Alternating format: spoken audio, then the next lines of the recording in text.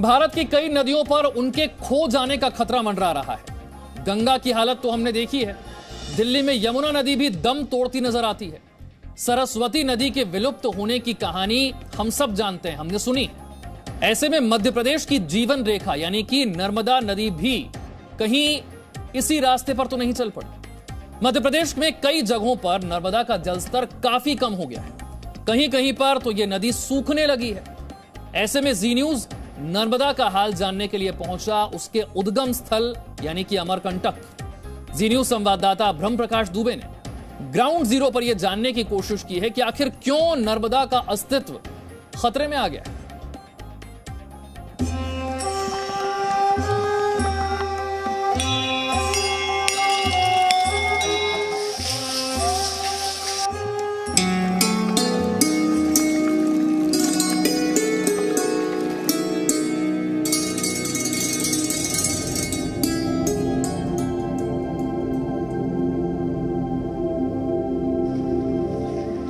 मध्य प्रदेश की जीवनदायिनी नर्मदा।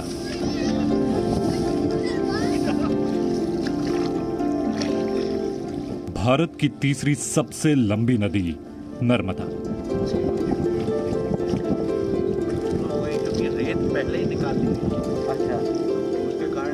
उत्तर और दक्षिण भारत के बीच एक पारंपरिक सीमा खींचने वाली ये नदी अपने उद्गम से पश्चिम की ओर 1312 किलोमीटर चलकर अरब सागर में जाकर मिलती है।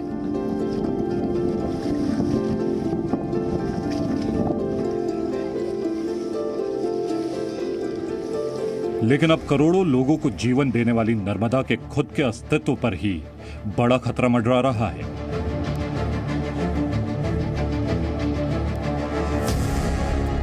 हजार किलोमीटर से लंबी ये नदी अब मध्य प्रदेश और गुजरात में बने दो बांधों के बीच 269 किलोमीटर के हिस्से में सिमट कर रह गई है।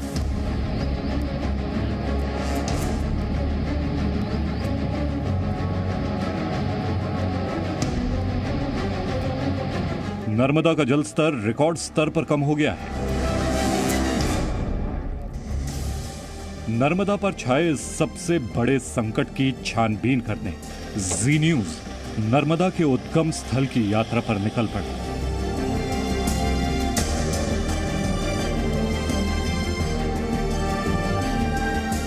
एक तरफ सतपुड़ा के घने जंगल,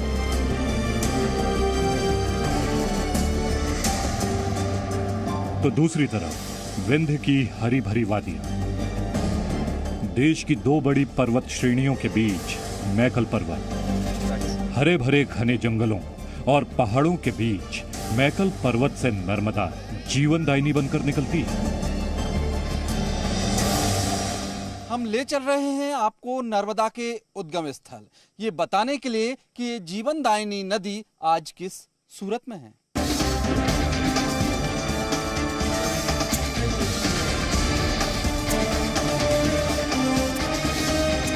सबसे पहले प्रथम पहाड़ के ऊपर माई की बगिया की तरफ बढ़े, जहां कुंड के रूप में नर्मदा का प्रथम दर्शन होता है। मां नर्मदा यहीं से जलधारा के रूप में प्रकट होती हैं, दर्शन देकर गुप्त हो जाती हैं और आगे कुछ दूर चलकर वहां फिर प्रकट होती हैं। पहले यहाँ बांस के पेड़ों का झुरमुट था, जो नेचुरल बहाव पहले दिखता था, लेकिन धीरे धीरे कंस्ट्रक्शन हो गया, ऐसा निर्माण हो गया, लिहाजा तस्वीर बदल गई।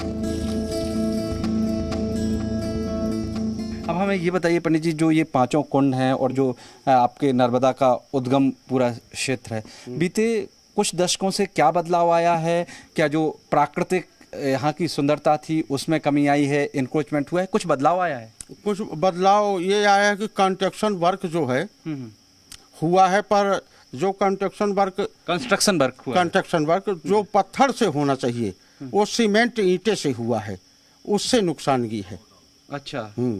पत्थर से होना चाहिए तो पत्थर तो पानी पीता नहीं है, नुकसान देता नहीं है और वो अनादि समय तक बना रहता है।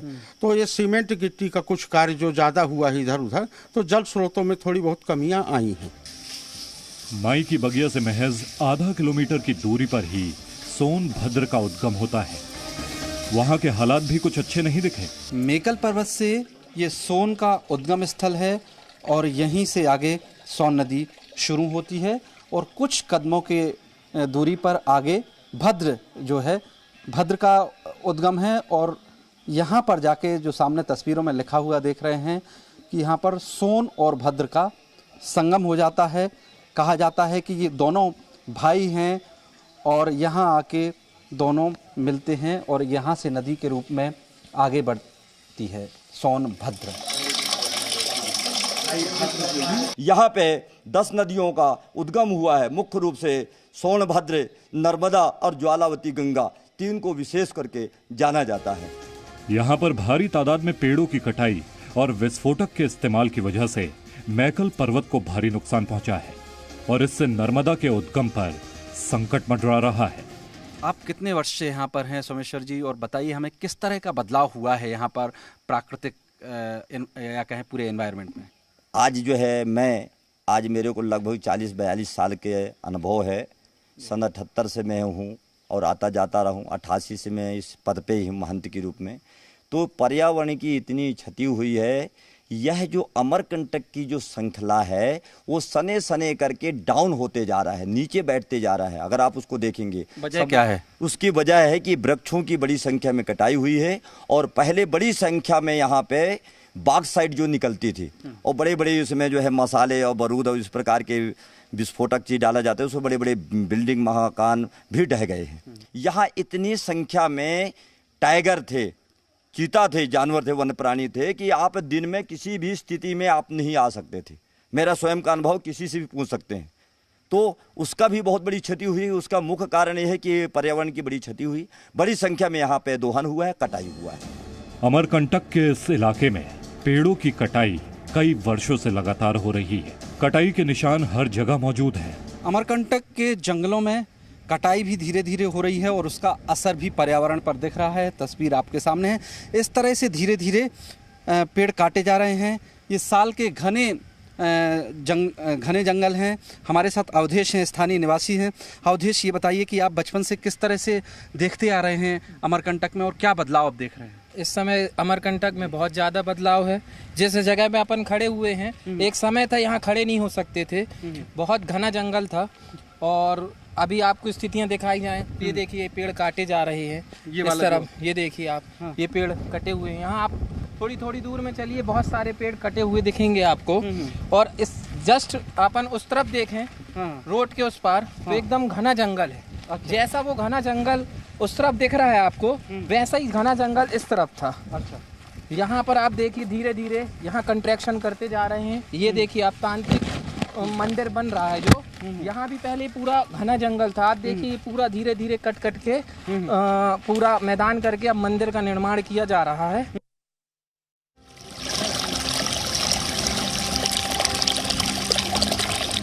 उद्गम स्थल की ये तस्वीर देखकर आपको शायद यकीन ना हो कि इसी नर्मदा को मां के रूप में पूजते हैं और यही नर्मदा करोड़ों लोगों के लिए जीवनदायिनी है।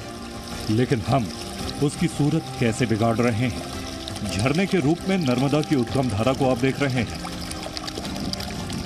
कभी ये बड़े रूप में बहती थी, उद्गम स्थल में जलधारा पतली छोटी हुई और बड़ा बदलाव आया है। आप बताइए प्रोफेसर साहब कि किस तरह से जो ये उद्गम स्थल है, आप लोग कह रहे हैं कि नष्ट हो रहा है, किस तरह से इस पर संकट आया?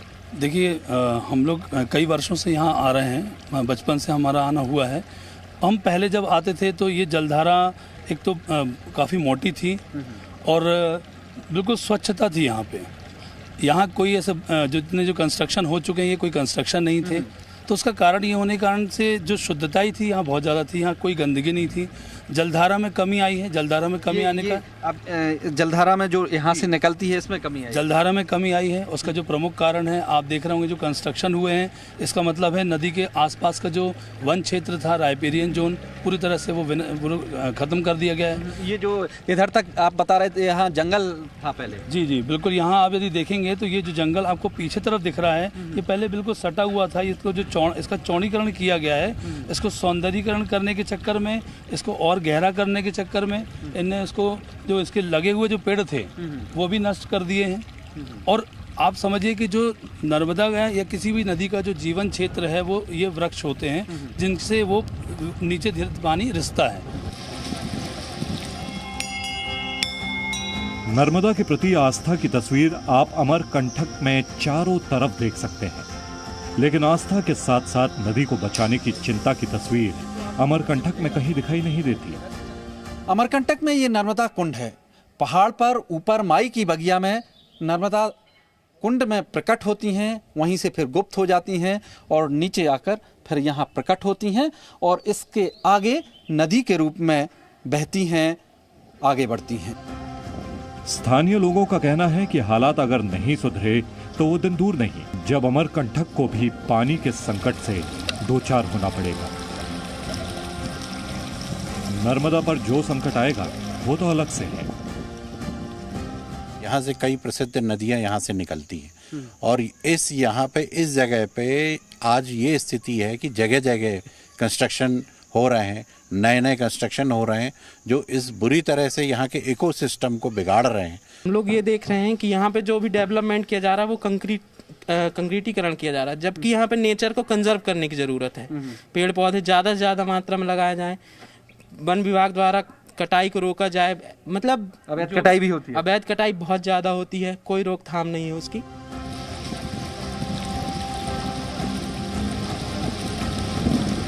अमरकंटक के आसपास के कुछ और इलाकों की तस्वीरें आपको दिखाते हैं कि किस तरह से नए नए बड़े कंस्ट्रक्शन हो रहे हैं। इससे अमरकंटक में इकोसिस्टम ही खत्म होता जा रहा है। नर्मदा अमरकंटक से निकलकर डिंडोरी मंडला होते हुए जबलपुर पहुंचती है। जी न्यूज की टीम भी उद्गम स्थल से आगे की तरफ बढ़ी और जबलपुर में नर्मदा के संरक्षण के लिए 1.5 दशक से काम करने वाले नर्मदा मिशन के संस्थापक भैयाजी महाराज से समस्या की जड़ तक पहुंचने की कोशिश की।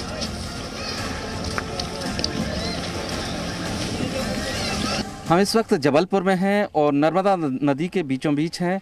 आप नर्मदा की जलधारा को देख सकते हैं, लेकिन इस तरह की जलधारा हर जगह नर्मदा में आपको नज़र नहीं आएगी।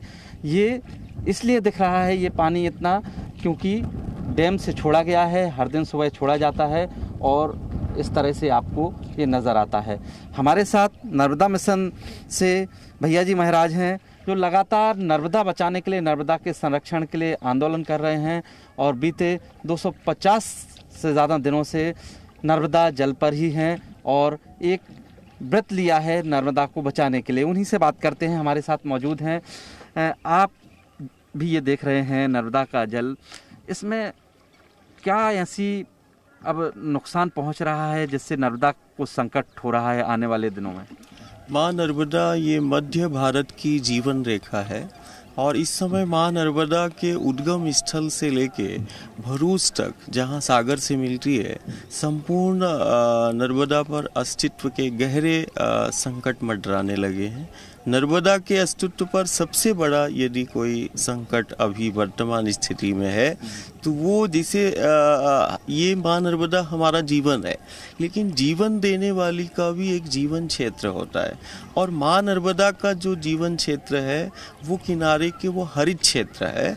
ये अभ्यारण्य और वन, ये पेड़ पौधे हैं ये जल संग्रहण क्षेत्र है और ये जल संग्रहण क्षेत्र, हरित क्षेत्र धीरे धीरे 1-2 दशकों से बड़ी तीव्रता से कम होता जा रहा है, जिसके कारण माँ नर्मदा का जल स्तर बड़ी तीव्रता से घटा है।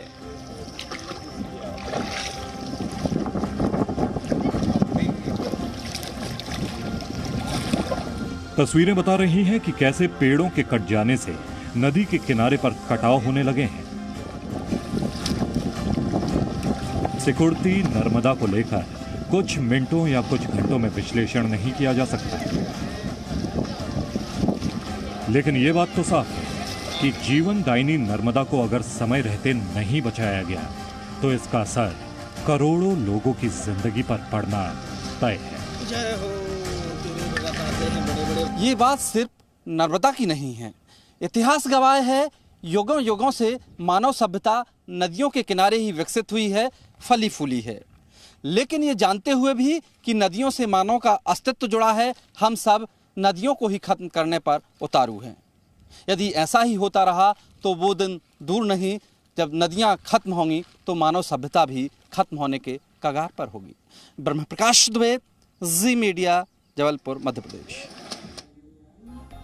भैया जी महाराज नर्मदा मिशन के संस्थापक पिछले 260 दिनों से अन्न त्याग कर नर्मदा को बचाने के लिए आंदोलन कर रहे हैं। इस समय वो अस्पताल में भर्ती हैं। हमारी कोशिश ये है कि नर्मदा को बचाने का जो आंदोलन है, जो कोशिश है, वो भैया जी महाराज जैसे कुछ लोगों तक सीमित ना रहे। हम सबको अपनी जिम्मेदारी समझनी होगी, तभी हम नर्मदा को, अपनी नदियों को बचा पाएंगे। Presenting B News app, available on Google Play and App Store. Download it now.